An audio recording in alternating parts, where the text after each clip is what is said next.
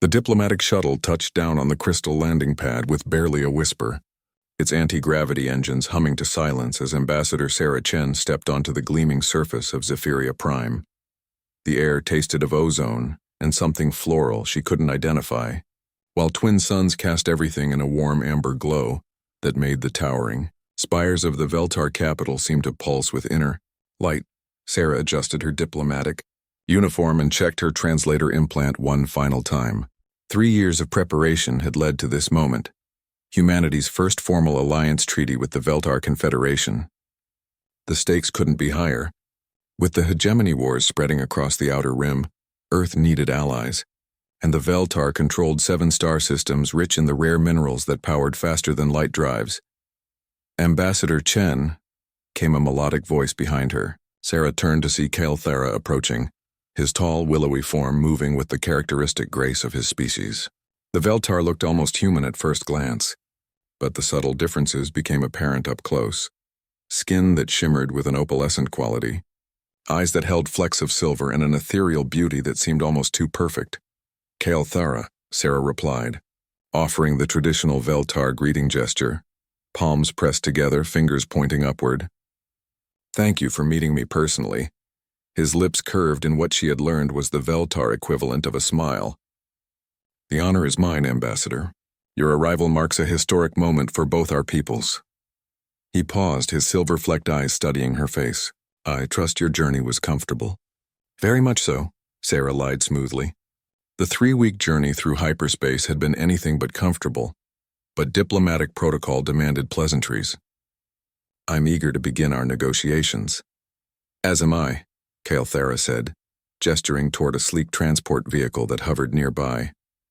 However, there is a matter of custom we must address first. I hope your cultural briefings prepared you for our traditional hospitality requirements. Sarah felt a flutter of unease. The cultural briefings had been extensive, but the Veltar were notoriously secretive about their deeper customs. I believe so. Please enlighten me if there's something specific I should know. As they settled into the transport, Kael'thera's expression grew more serious. During formal negotiations of this magnitude, it is our custom that the primary negotiators share living quarters. This demonstrates trust and equality between our species. You and I will be sharing the same dwelling for the duration of the treaty talks. Sarah blinked, her mind racing through the implications. She had expected luxury accommodations, certainly, but sharing quarters with the alien diplomat was unexpected. I see. When you say sharing quarters, do you mean the same residence? Yes. By ancient tradition, we share all common spaces, including sleeping quarters. It is believed that those who negotiate together must trust each other enough to be vulnerable in sleep. Kael'thera's voice carried a note of formality, as if reciting something memorized. I understand this may seem unusual to human customs. It's unconventional, Sarah admitted, her diplomatic training kicking in. She couldn't afford to offend the Veltar by rejecting their customs, not when Earth needed this alliance so desperately. But I'm here to honor your traditions. If this is how important negotiations are conducted, then I accept. Relief flickered across Kael'thera's features. I am grateful for your understanding. Many species find our customs challenging. The quarters have been prepared according to both Veltar and human comfort requirements. As their transport glided through the crystalline city, Sarah found herself studying her counterpart more closely. Kael'thera was younger than she had expected, probably equivalent to early 30s in human years, though aging worked differently for the Veltar. His diplomatic record was impressive. He had successfully negotiated 3 major trade agreements and had a reputation for fairness and innovation. Tell me, Sarah said, what should I expect from these negotiations? The preliminary communications were rather vague about your Confederation's specific terms. Kael'thera was quiet for a moment, his opalescent skin shifting subtly in the amber light. The Confederation values long-term partnerships over short-term gains. We are less interested in immediate resource exchanges than in building lasting bonds between our peoples. These negotiations will likely take several weeks, possibly longer. I'm prepared for an extended stay, Sarah replied. My government has authorized me to remain here as long as necessary to reach an agreement. Excellent. Kael'thera's smile returned. I believe we will work well together, Ambassador Chen. Your reputation for patience and creativity precedes you. The transport began to descend toward what appeared to be a residential district, where graceful buildings rose like organic growths from carefully tended gardens. The architecture was breathtaking, flowing lines that seemed to follow natural patterns with walls that appeared to be grown rather than built. "Your city is beautiful," Sarah observed. "The integration with the natural environment is remarkable. We believe in harmony rather than dominance," Kalthera explained. "Our ancestors learned long ago that working with nature rather than against it produces better results for everyone. Perhaps this philosophy can inform our negotiations as well." As they approached their destination, Sarah felt a mix of anticipation and nervousness. Sharing quarters with an alien diplomat was far outside her comfort zone, but she had handled stranger situations in her career. The key was to remain professional and focused on the larger goal. The transport settled onto a landing pad surrounded by lush gardens, filled with plants that seemed to glow softly in the twin sunlight. The building before them was larger than she had expected, a graceful structure that rose 3 stories, with large windows and balconies that offered views of the surrounding landscape. "This is the Harmony residence," Kalthera said as they disembarked. "It has been used for important negotiations for over 2 centuries. Many successful alliances have been forged within its walls." As they walked toward the entrance, Sarah noticed that the building seemed to respond to their presence. Subtle changes in the lighting, a gentle warming of the air, even what sounded like soft musical tones emanating from somewhere within the structure itself. "The residence is partially alive," Kalthera explained, noticing her attention. "It responds to the emotional states and comfort needs of its occupants. You'll find it quite accommodating." Sarah nodded, though the concept of a living building was still strange to her human sensibilities. "I look forward to experiencing it." As they reached the entrance, Kalthera paused and turned to face her directly.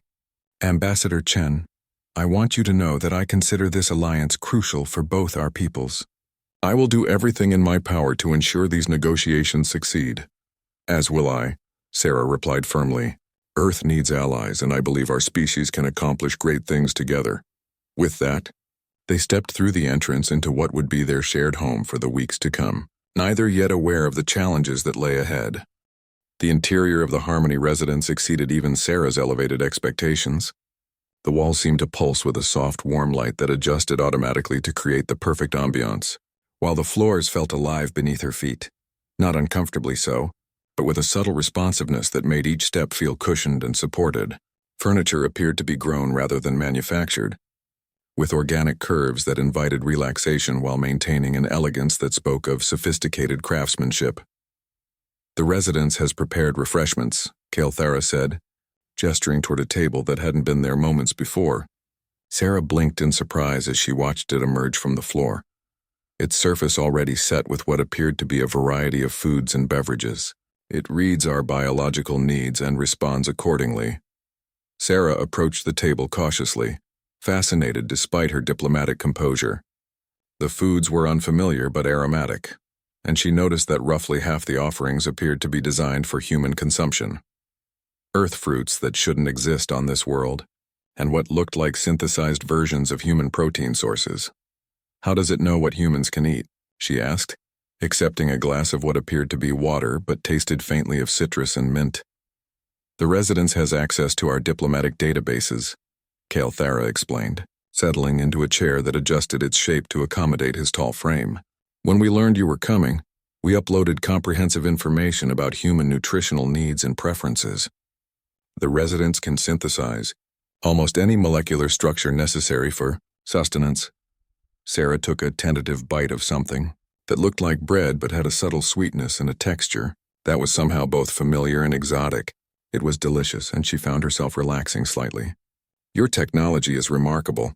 Our own bioresponsive systems are nowhere near this sophisticated. We've had more time to develop them," Kalthera said modestly.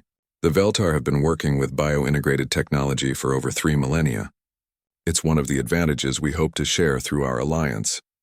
As they ate, Sarah found herself studying her diplomatic partner more closely. There was something almost hypnotic about the way the light played across his opalescent skin, and she noticed that his eyes seemed to change color subtly, depending on his mood or the lighting conditions, despite his alien nature. There was something profoundly graceful and appealing about him. "Tell me about your role in the Confederation," she said, forcing herself to focus on professional matters. "The briefings mentioned that you're quite young for such an important position." Kyalthara's expression grew thoughtful. "I was chosen for this role precisely because of my age. The Confederation believes that long-term alliances are best forged by those who will live to see their fruits. I have potentially 2 centuries ahead of me, Ambassador Chen. This alliance could define the rest of my life." The weight of his words settled over Sarah. 2 centuries. The Veltar lifespan was roughly 3 times that of humans, which meant that any agreement they forged would outlast her own life by decades. It was both humbling and sobering to realize that she was negotiating not just for her own generation, but for the future of human Veltar relations. "That's a significant responsibility," she said quietly. "I hope I can prove worthy of your confidence." "I believe you will," Kyalthara replied, and something in his tone made Sarah look up to meet his gaze. There was warmth there, and what might have been admiration. "Your reputation suggests that humans are capable of remarkable dedication and creativity when facing challenges." After their meal, Kyalthara gave her a tour of the residence. The building was larger than it had appeared from outside, with rooms that seemed to expand and contract based on need. The common areas were spacious and comfortable, with large windows that offered spectacular views of the crystalline city and the gardens that surrounded them. "This will be our primary working space," Kyalthara said, leading her into a room that was part office, part library, and part meeting hall. Holographic displays flickered to life at their approach, showing star charts, trade routes, and what appeared to be preliminary treaty frameworks. "And this," he continued, opening a door that revealed an elegant sleeping chamber, "is where we will rest. The residence has configured it for both our species' comfort requirements." Sarah stepped into the room and felt her breath catch. It was beautiful, softly lit with a large sleeping surface that appeared to be made of some kind of adaptive material. But it was also clearly designed for 2 occupants. There was only 1 bed, though it was certainly large enough for both of them to sleep comfortably without disturbing each other. "I know this arrangement may seem unusual," Kyalthara said, seeming to sense her slight discomfort. "Among the Veltar, sharing sleeping space is a sign of ultimate trust. It means we believe you incapable of treachery even in our most vulnerable state." Sarah nodded, understanding the cultural significance even as she felt a flutter of nervousness. "I'm honored by your trust. I'll do my best to prove worthy of it." As the day progressed into evening, they began preliminary discussions about the treaty framework. Sarah was impressed by Kyalthara's knowledge and insight.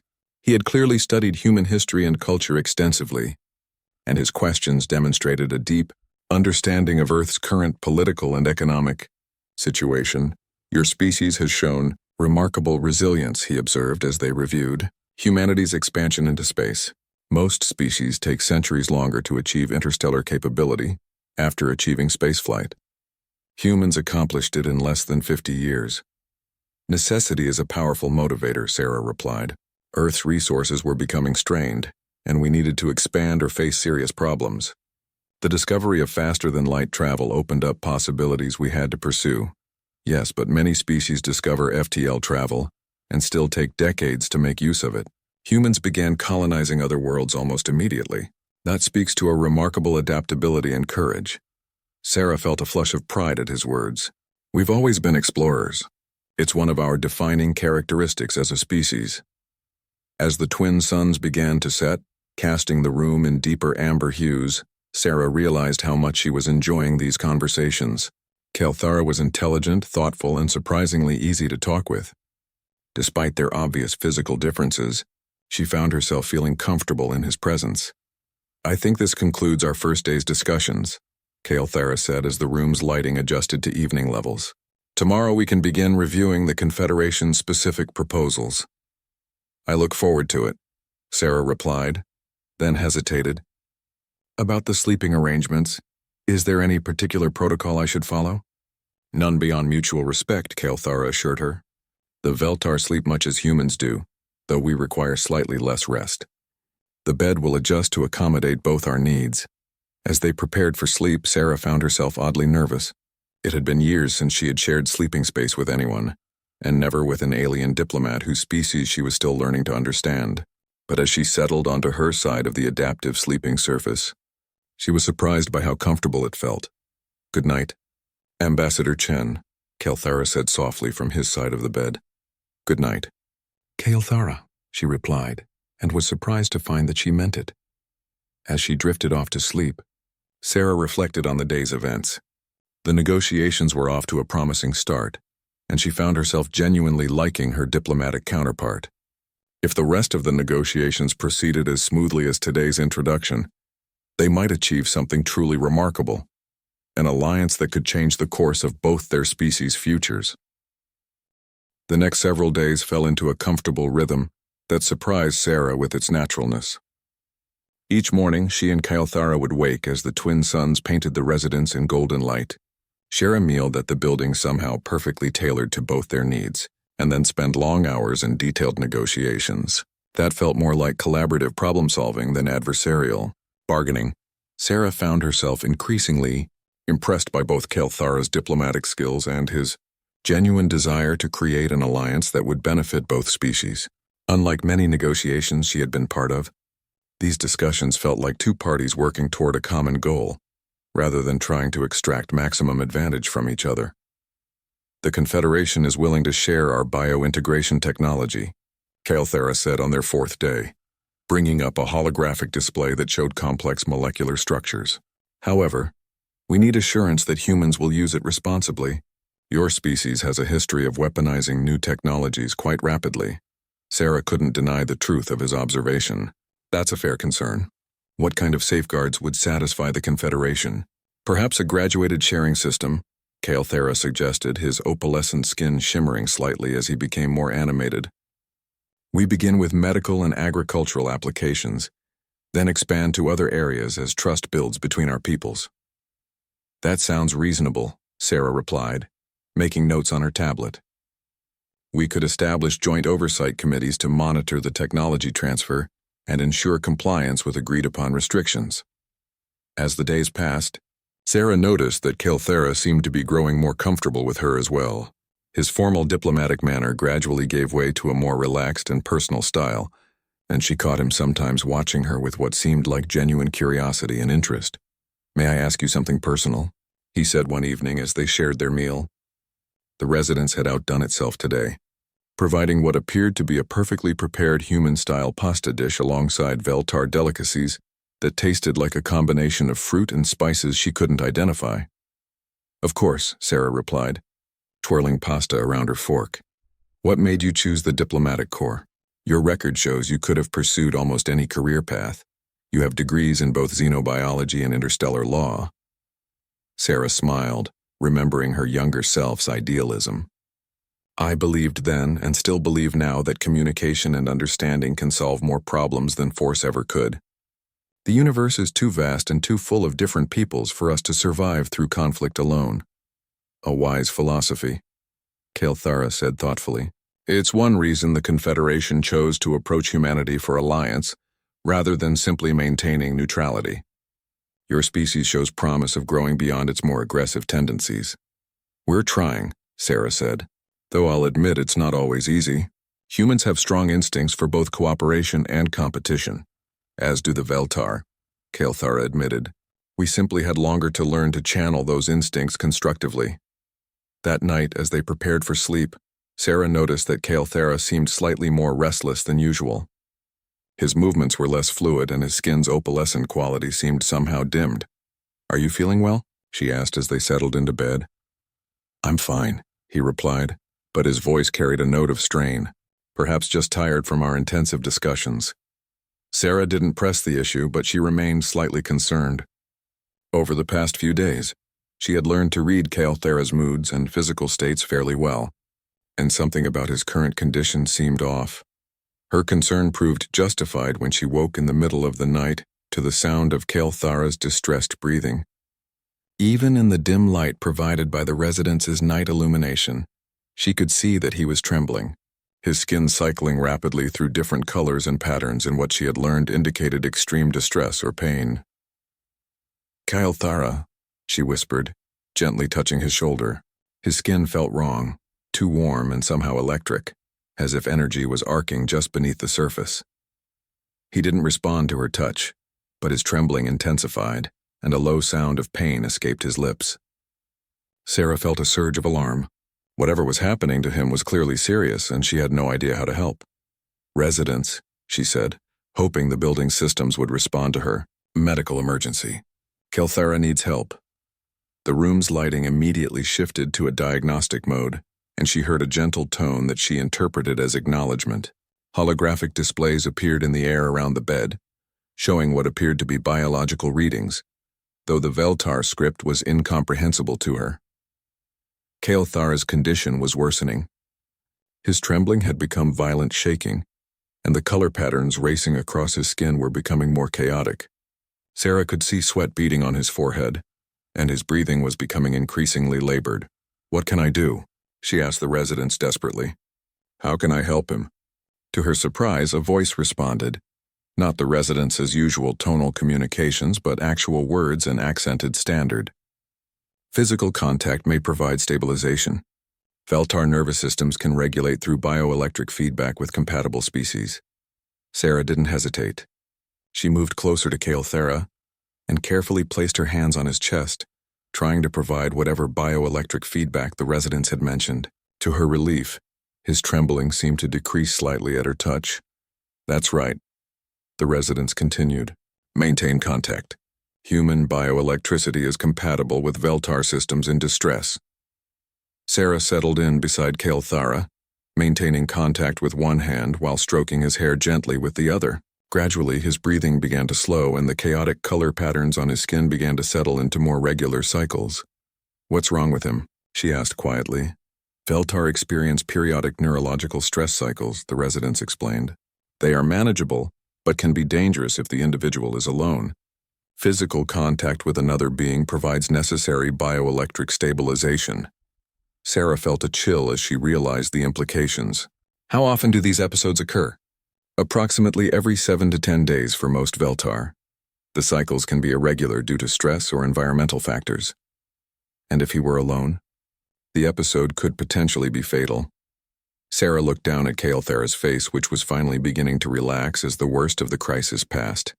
She understood now why the Veltar custom of shared sleeping quarters during important negotiations wasn't just about trust. It was literally a matter of life and death. "Why didn't he tell me?" she whispered.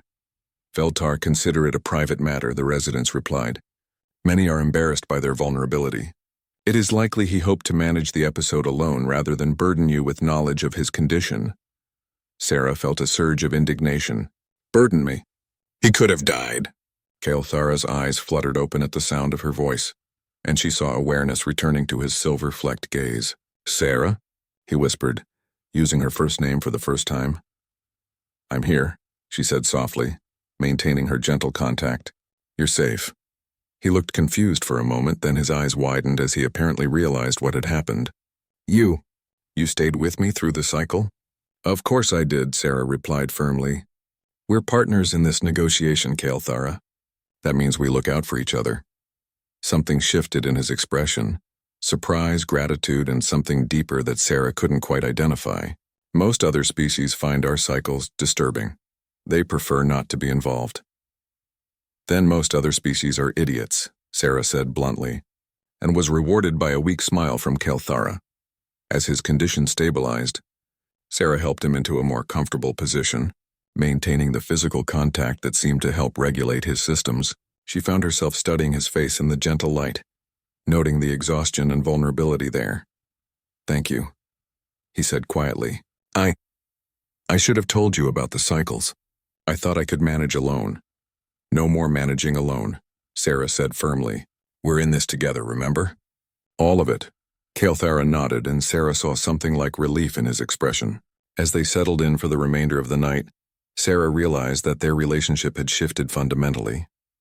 They were no longer just diplomatic partners. They were becoming something deeper, bound by trust and mutual care that went far beyond professional obligations. The morning after Kelthara's episode brought a subtle but profound change to their dynamic. As Sarah woke to find herself still maintaining gentle contact with her diplomatic partner, she realized they had crossed a threshold that couldn't be uncrossed. The formal boundaries that had defined their relationship had dissolved in the face of genuine care and vulnerability.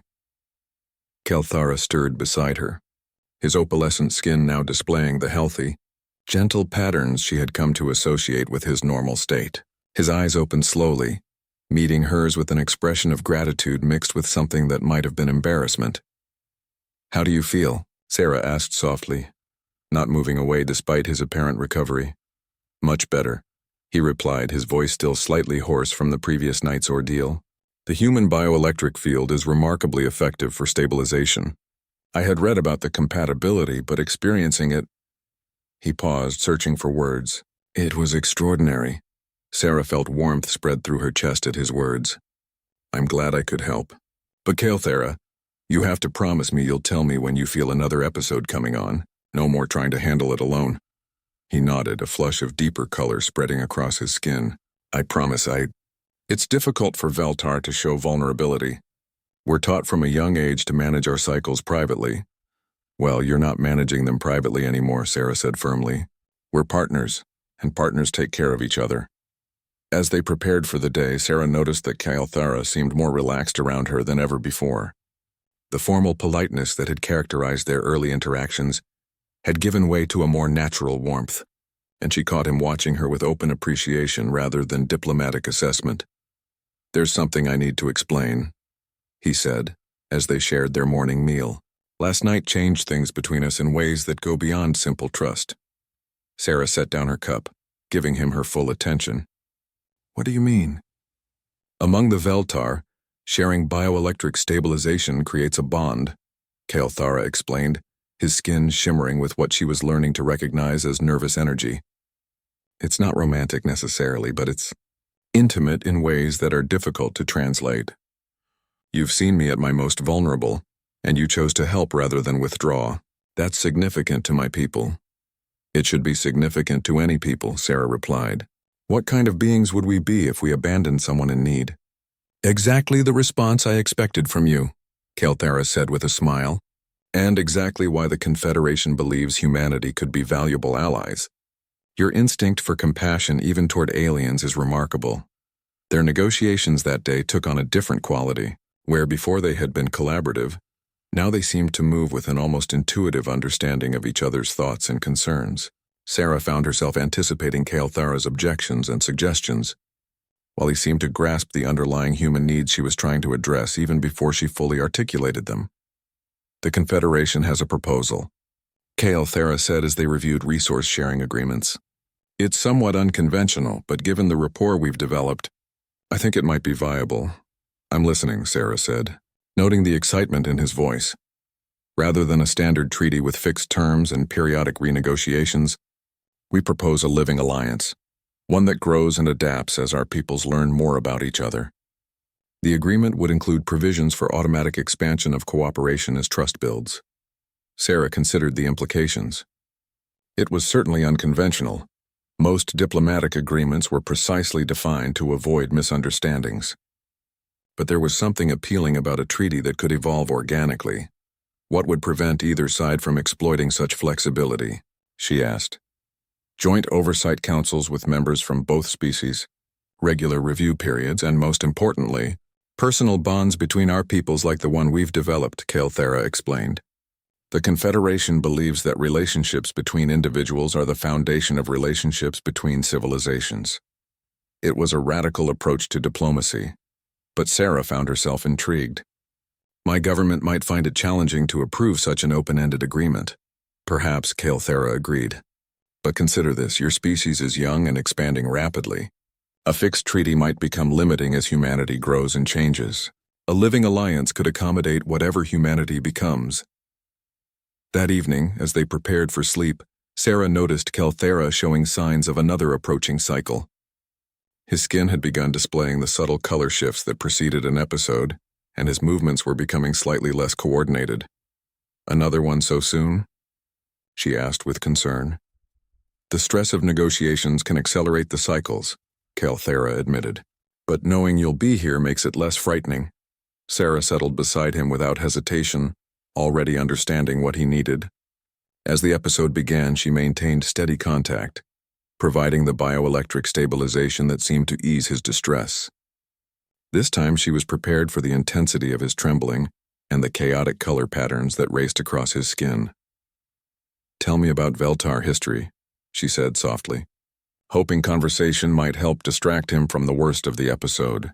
"How did your people develop such advanced biointegration technology?" Kalthara's voice was strained but steady as he responded. "We nearly destroyed ourselves with conventional technology about 2 millennia ago. Environmental collapse, resource depletion, social upheaval. We had to find a different path or face extinction. So you turned to biological solutions? We learned to work with life rather than against it," he said, his trembling beginning to subside under her touch. "It took centuries to develop the techniques, but eventually we created technology that enhanced natural systems rather than replacing them." Sarah found herself fascinated by the parallel to humanity's current challenges. Earth is facing similar pressures now. Resource scarcity, environmental stress, overpopulation, which is one reason the Confederation sees potential in humanity. Kalthara replied, his breathing becoming more regular. "You're at the same crossroads we faced. The choices you make now will determine whether humanity thrives or struggles for the next 1,000 years." As his episode passed, Sarah realized that their conversations during these vulnerable moments were becoming as important as their formal negotiations. There was something about the intimacy of the shared experience that stripped away diplomatic facades and allowed for truly honest communication. "Kalthara," she said quietly as he relaxed against her, "what would happen if these negotiations failed? If we couldn't reach an agreement?" He was quiet for a long moment. "The Confederation would survive, but we would remain isolated. And humanity," he paused. "Without allies facing the hegemony wars alone, your species would likely survive, but at great cost. Possibly too great a cost." Sarah felt the weight of responsibility settling on her shoulders. The fate of both their peoples might well depend on the success of these negotiations, but looking down at Kalthara's peaceful face as he recovered from his episode, she felt something beyond duty, driving her determination to succeed. "We'll find a way," she said firmly. "We have to." "Yes," Kalthara agreed, his voice carrying a note of conviction that hadn't been there before. "We will."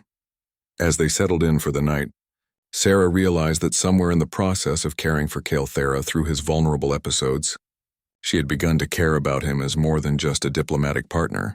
The thought should have concerned her from a professional standpoint, but instead, it filled her with a sense of rightness that she hadn't expected. Perhaps, she thought as sleep claimed her, the best alliances were built on more than just political necessity.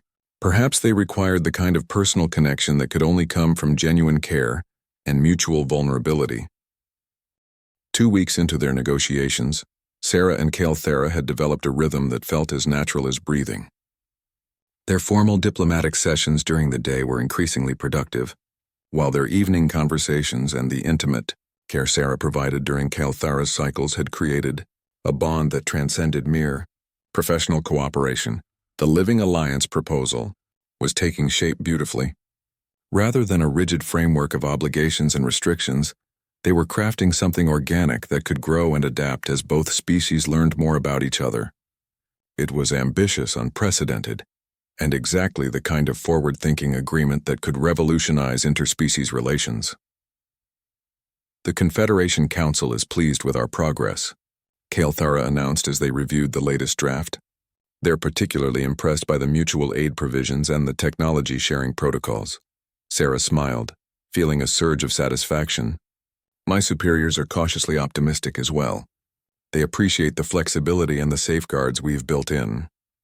"There is one final element the Confederation would like to propose," Kalthara said. His skin displaying patterns that Sarah had learned indicated nervousness mixed with anticipation. "It's unconventional, even by our standards." "I'm listening," Sarah replied, though something in his tone made her slightly uneasy. "The Confederation would like to propose a cultural exchange program as part of the alliance," Kalthara began carefully. "Specifically, they want to include provisions for long-term cohabitation partnerships between our species." Sarah blinked, processing the implications. "You mean like what we've been doing here?" "Exactly like what we've been doing here," Kalthara confirmed. The Confederation has been monitoring our partnership through the Residence's systems, with our permission, of course. They're impressed by how effectively our species can cooperate and support each other when given the opportunity. And they want to formalize this somehow? Kelthara nodded, his opalescent skin cycling through what Sarah recognized as his pattern for deep concentration. They propose establishing long-term cultural exchange positions where humans and Veltar would live and work together in various capacities: scientific research, diplomatic missions, exploration teams, even civilian cultural programs. Sarah found herself intrigued despite her surprise. That's certainly ambitious. What would be the purpose? To build the kind of deep understanding between our peoples that can only come from genuine personal relationships, Kelthara explained. The Confederation believes that political alliances without personal connections are fragile, but alliances built on friendship and mutual care, like what we've developed, those endure. It makes sense in principle, Sarah said thoughtfully. But the practical considerations would be complex. Housing, medical care, cultural adaptation, all solvable problems, Kelthara said, moving closer to her as his excitement grew. We've already proven it works, Sarah. Our partnership has been more successful than anyone anticipated. Sarah noticed that he was using her first name more frequently now, a shift that had begun after that first night when she had helped him through his cycle. She found she liked the sound of it in his melodic voice. The Confederation is specifically interested in our partnership as a model, Kelthara continued. They would like us to consider continuing our collaboration beyond these negotiations. Sarah felt her heart skip. What exactly are they proposing? A permanent cultural liaison position, Kelthara said, his skin now displaying patterns of hope mixed with uncertainty. You would remain on Zephyria Prime as humanity's permanent representative to the Confederation, and I would serve as your Veltar counterpart. We would continue to live and work together, serving as both diplomats and as an example of what our species can achieve in partnership. The proposal hit Sarah like a physical blow, not because it was unwelcome, but because of how much she realized she wanted it. Over the past 2 weeks, she had come to genuinely care for Kelthara in ways that went far beyond professional respect. The thought of returning to Earth and leaving him behind filled her with an unexpected sense of loss. That's a significant commitment, she said carefully, trying to maintain her diplomatic composure while her emotions churned. It is, Kelthara agreed, and I want you to know that I support the proposal not just because the Confederation requested it, but because... He paused, his skin cycling through patterns Sarah had never seen before. Because I've come to value our partnership more than I expected, more than is perhaps entirely professional. Sarah felt warmth spread through her chest at his admission. Kelthara, I know it's complicated, he said quickly. Interspecies relationships always are. But what we've built here feels important. Sarah, not just diplomatically but personally. That evening, as they prepared for what might be another of Kelthara's cycles, Sarah found herself more distracted than usual. The Confederation's proposal kept running through her mind, along with her own surprising emotional reaction to it. You're troubled, Kelthara observed as they settled into bed. Not troubled exactly, Sarah replied. Just processing. This liaison position they've proposed, it would mean giving up my career path on Earth, wouldn't it? Not giving up, Kelthara said gently. Redirecting. You would be pioneering an entirely new form of diplomatic service. If our partnership continues to be successful, you could become the template for a whole new approach to interspecies relations. Sarah considered this. She had always been drawn to pioneering work, to breaking new ground in diplomatic service. The opportunity to literally create a new model for how species could work together was undeniably appealing. And personally, she asked quietly, how do you feel about the possibility of us continuing this partnership? Kelthara was quiet for a moment, and Sarah noticed his skin beginning to display the preliminary patterns that indicated an approaching cycle. Personally, he said softly, I find myself hoping that you'll say yes. As his episode began, Sarah moved instinctively to provide the contact he needed, but this time the experience felt different. There was a tenderness to it now that went beyond simple medical necessity. As she held him through the worst of his trembling, She realized that caring for him had become something she looked forward to rather than endured, a moment of intimate connection that she treasured. Sarah, Kythera whispered as his condition stabilized.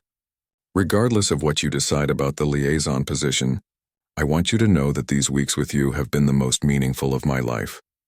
Mine too, Sarah admitted, surprising herself with her honesty. Really? Hope colored his voice. Really, she confirmed. When I came here, I was focused entirely on the political implications of our negotiations. I never expected to find... She paused, searching for the right words. A friend, Kythera suggested gently. Something like that, Sarah agreed, though she suspected what they had developed was more complex than simple friendship. As they settled in for the night, Sarah found herself imagining what it would be like to make this arrangement permanent, waking up each day in this beautiful residence, working alongside Kythera to strengthen the bonds between their peoples, helping him through his cycles while building something unprecedented in diplomatic history. The thought should have been daunting, but instead it filled her with excitement and anticipation. Perhaps it was time to take a leap of faith, to bet on the bond they had built and see where it could lead. Kythera, she said softly into the darkness. Yes, I'm seriously considering their proposal, the liaison position. She felt him tense slightly beside her, and his skin began to display patterns of surprise and joy. You are? I am, Sarah confirmed. I think we could do something important together, something that could change how our species relate to each other for generations to come. We could, Kythera agreed, his voice thick with emotion. Sarah, thank you. For considering it, for everything. As sleep claimed them both, Sarah felt a sense of rightness settle over her. Whatever challenges lay ahead, she was increasingly certain that facing them alongside Kythera was exactly where she wanted to be. The morning Sarah woke with her decision fully formed. She found Kythera already awake beside her. His opalescent skin displaying the gentle patterns she had learned indicated contentment and anticipation. The twin suns were just beginning to rise, casting the residence in the soft amber light that had become as familiar and comforting as home. You've decided, he said softly. And it wasn't a question. Somehow he could read her mood as clearly as she had learned to read his. I have, Sarah confirmed, turning to face him fully. I want to accept the liaison position, Kythera. I want to stay and build this partnership with you. The transformation in his expression was remarkable. Joy, relief, and something deeper that made Sarah's heart race spread across his features, while his skin began displaying patterns of such vibrant beauty that she couldn't help but reach out to touch them. You're certain? He asked, catching her hand and holding it against his chest.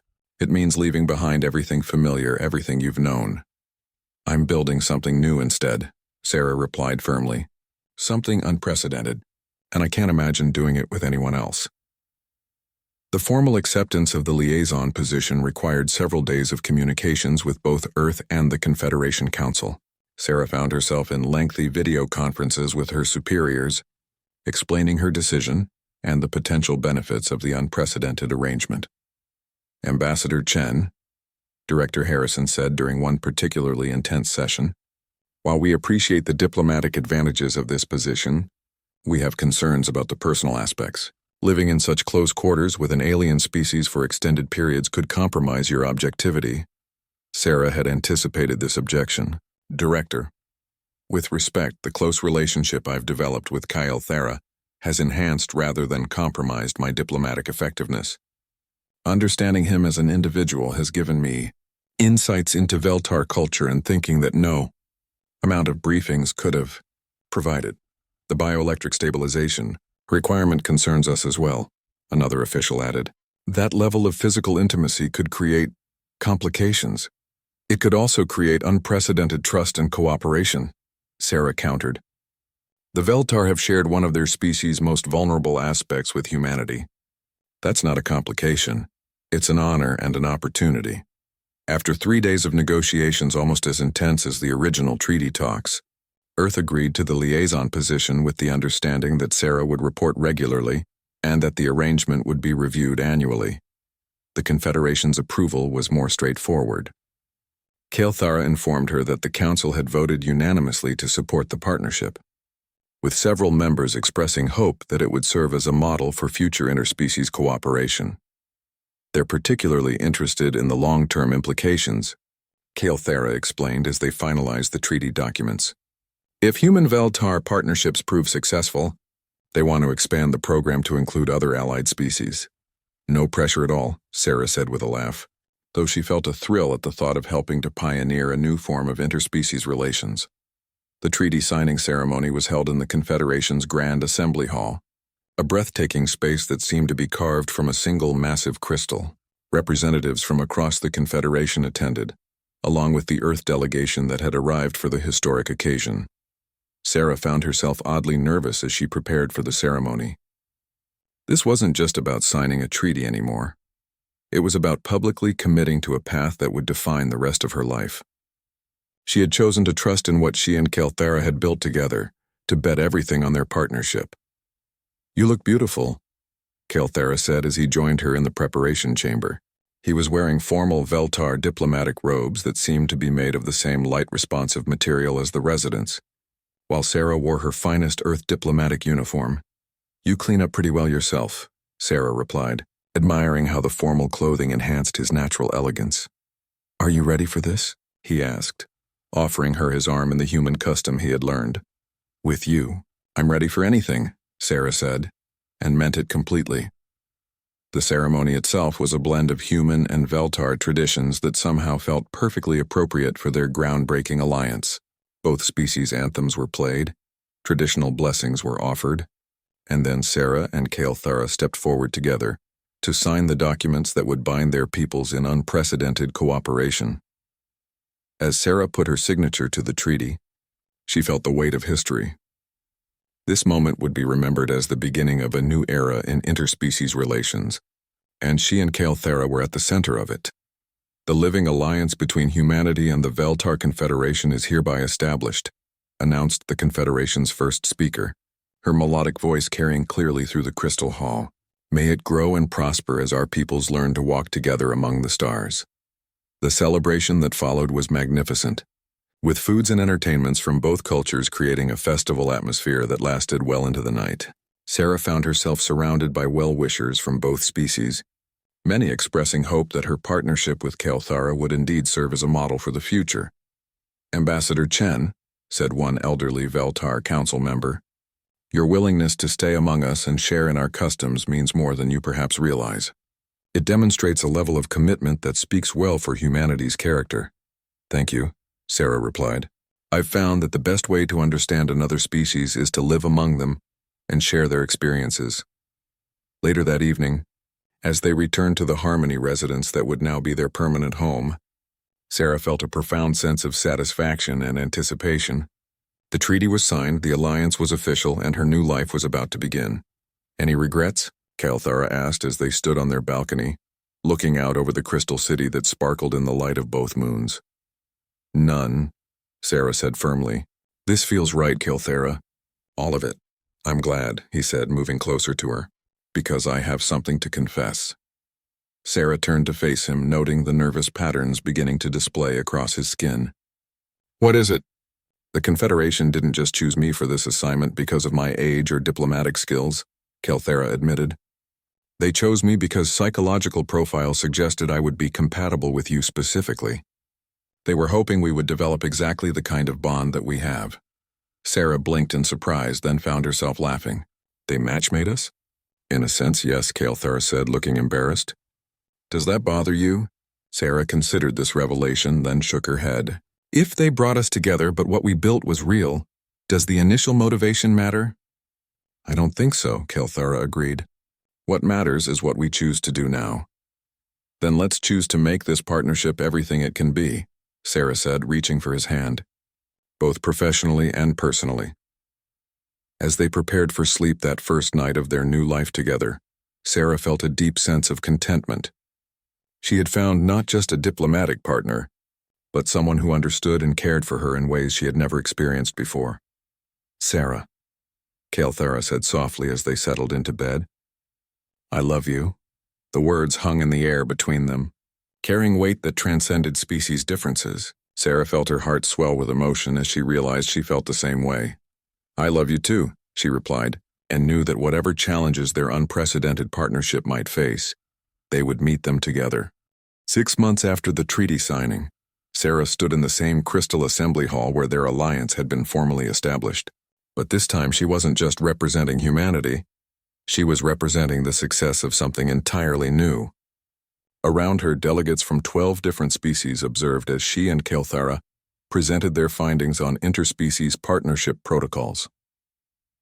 The data is unambiguous, Kelthara said, his confident voice carrying clearly through the hall as holographic displays showed productivity metrics, psychological compatibility assessments, and cultural integration statistics. Human-Veltar partnerships have exceeded all projected outcomes across every measured parameter. Sarah stepped forward to continue their presentation. More importantly, we've discovered that the benefits extend far beyond simple diplomatic cooperation. Partners who live and work together develop an intuitive understanding of each other's species that transforms how they approach problem solving. The past 6 months had been a whirlwind of activity. Sarah and Kelthara had not only managed the implementation of their groundbreaking alliance, but had also served as mentors for the first wave of Human-Veltar partnership teams. Their residence had become a training center where new diplomatic pairs learned to navigate the challenges and opportunities of interspecies cooperation. The success had been remarkable. Trade between Earth and the Confederation had increased by 400%. Joint research projects were producing breakthroughs in both biological and technological fields. Most importantly, the deep understanding fostered by personal relationships was preventing the kinds of misunderstandings that had historically led to conflicts between species. The Zephyrian Medical Institute wants to expand the partnership program to include medical research teams, Sarah told the assembly.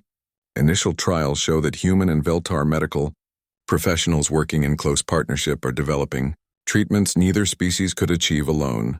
The exploration program has been equally successful, Kelthara added.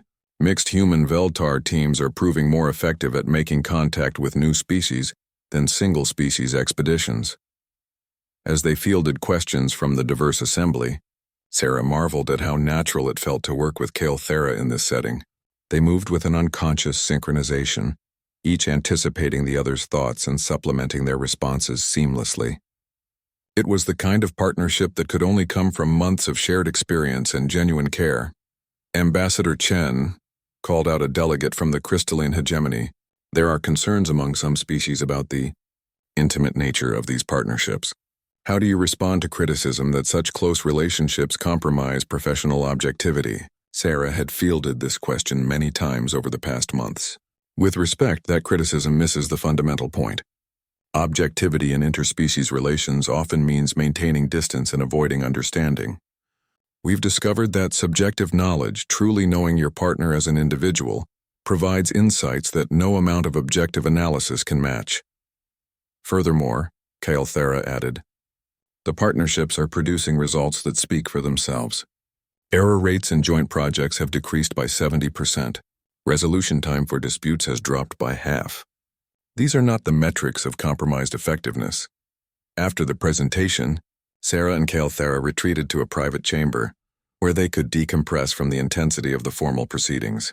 Sarah settled into one of the adaptive chairs, feeling the tension drain from her shoulders as the furniture adjusted to support her perfectly. That went well, Kelthara observed, moving to stand behind her chair. Without being asked, he began gently massaging her shoulders, a small intimacy that had developed naturally over their months together. Better than well, Sarah agreed, leaning into his touch. Did you see the hegemony delegate's expression when we showed the productivity data? I think we converted another skeptic. The important thing is that the program is working, Kelthara said, his hands working expertly at the knots of tension in her muscles. 3 more species have requested to join the partnership initiative. Sarah smiled at that news. When they had first proposed the expansion of their model to other species, many had been skeptical. But success had a way of overcoming prejudice, and now species throughout the sector were clamoring to participate in the program they had pioneered. There's something else, Kelthara said, his hands stilling on her shoulders. The Confederation Council made a decision today. Sarah turned in her chair to face him, noting the mixture of excitement and nervousness in his skin patterns. "What kind of decision?" "They want to formalize our status," Kelthera said carefully. "Not just as diplomatic partners, but as bonded mates according to Veltar law." Sarah felt her heart skip. They had been dancing around the question of their personal relationship for months, both acknowledging their deep feelings while remaining uncertain about how to formalize something so unprecedented. "What would that mean exactly?" she asked. "Legal recognition of our partnership, shared property rights, medical decision-making authority," Kelthera explained. "But more than that, it would make us the first officially recognized interspecies bonded pair in Confederation history." "And unofficially?" Sarah asked, standing to face him directly. Kelthera's skin displayed patterns of deep emotion as he reached for her hands. "Unofficially, it would mean acknowledging what we both know to be true, that what we have transcends professional cooperation. I don't just work with you, Sarah. I can't imagine my life without you." Sarah felt tears prick at her eyes. Over the months they had lived together, caring for each other through Kelthera's cycles and facing the challenges of their unprecedented partnership, she had fallen completely and irrevocably in love with him, but hearing him express similar feelings still moved her profoundly. "I love you too," she said softly, "not just as a partner, but as an everything." "Then you'll consider the formal bonding?" Kelthera asked hopefully. "I'll do more than consider it," Sarah replied, standing on her tiptoes to kiss him gently. "Yes, Kelthera." "Yes to all of it." The bonding ceremony took place 3 weeks later in the gardens surrounding their residence, with representatives from both their species serving as witnesses. Sarah wore a gown that incorporated both human and Veltar design elements, while Kelthera wore robes that seemed to capture and reflect light in patterns that matched his skin's natural displays. As they exchanged vows that had been carefully crafted to honor both their traditions, Sarah reflected on the extraordinary journey that had brought them to this moment. What had begun as a diplomatic assignment had become the foundation for a new model of interspecies cooperation, and ultimately, love. With this bonding, we pledge not only our commitment to each other, but to the future we're building together, Sarah said as part of her vows. May our partnership continue to serve as proof that differences between species can become sources of strength rather than division. In you, I have found not only a perfect partner but hope for what our peoples can achieve together, Kelthera replied. May our love continue to bridge the spaces between worlds. As they were officially declared bonded mates, Sarah looked out over the assembled guests, humans and Veltar side by side, many of them partnership teams who had followed in their footsteps. The future spread before them bright with possibility. That night, as they settled into their shared bed for the first time as officially bonded mates, Sarah felt a profound sense of completion. They had succeeded beyond anyone's wildest dreams, creating not just a diplomatic alliance but a new model for how species could come together in the vast cosmos. Any regrets? Kelthera asked, echoing his question from their first night as official partners. Only that we can't see all the amazing things our example will inspire, Sarah replied, settling against his chest as his arms wrapped around her. We'll see enough, Kelthera said contentedly. We have 2 centuries together, remember? That's time enough to change the galaxy. As sleep claimed them both, Sarah smiled at the thought. They had already proven that love could transcend species barriers, that understanding could overcome difference, and that partnership could achieve things neither could accomplish alone. In the morning, they would wake to begin another day of building bridges between worlds. But tonight, they were simply 2 beings who had found in each other something worth dedicating their lives to. A love that had become the foundation for a new era of cooperation among the stars. Outside their window, the twin moons of Zephyria Prime cast gentle light over the crystal city, while in the distance, ships from a dozen different species came and went, carrying the seeds of partnership to worlds across the galaxy. The future they had dreamed of was becoming reality, one relationship at a time.